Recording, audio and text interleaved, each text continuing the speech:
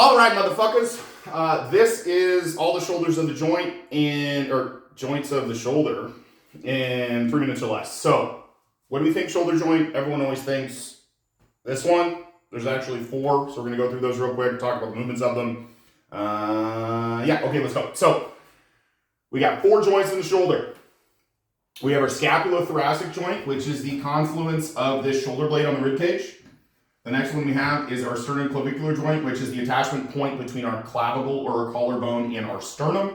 The next one we have is our AC joint, which is the attachment point between our clavicle or collarbone and the acromion, which is kind of the top of that glenohumeral joint. And the last one we have is the glenohumeral joint, which is the attachment point between the glenoid fossa, which is that kind of ball or the socket of that ball and socket joint that is the shoulder, or the actual glenohumeral joint, and then the humerus. So it's important to note, AC joint doesn't move, SC joint doesn't move, your ST or scapulothoracic joint moves, and your glenohumeral joint moves. So ignore these, they don't matter. Glenohumeral joint, scapulothoracic, and those move together. So whenever the humerus moves, the scapula also moves at a 2-to-1 ratio. So that means if we get our arm all the way overhead, that humerus is all the way over our head. That is 180 degrees of shoulder flexion. That means the humerus has moved 120 degrees. That means the scapula has moved 60 degrees. So it's very hard to dissociate these 2 joint actions. And a lot of the time when people try to, they end up with pain. You got to let the shoulder do what the shoulder wants to do. You forcing it into a position it doesn't want to be in, you end up with pain in the shoulder joint. So the 4 ranges of motion that the scapulothoracic joint and the glenohumeral joint can go through is going to be protraction and retraction. This is isolated to the scapulothoracic joint, right? So shoulder blade forward, shoulder blade back is shoulder blade forward is protraction, shoulder blade back is retraction. That's just the glenohumeral joint.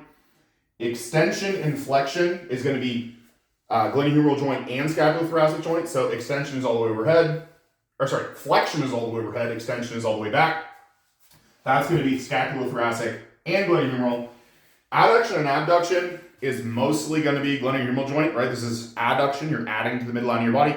Abduction, you're removing it from the midline of your body. That's mostly going to be glenohumeral joint. There's going to be a little bit of scapulothoracic in there, but it's mostly glenohumeral. And then the last one we have is external rotation and internal rotation.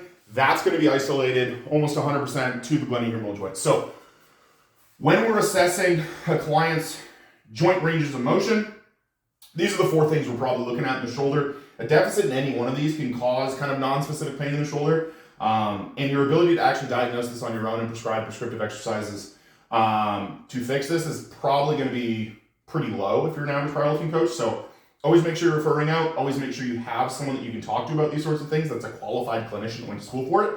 But it's important to know the basics of anatomy so that we can help our clients out with little aches and pains. Okay, this is the shoulder joint.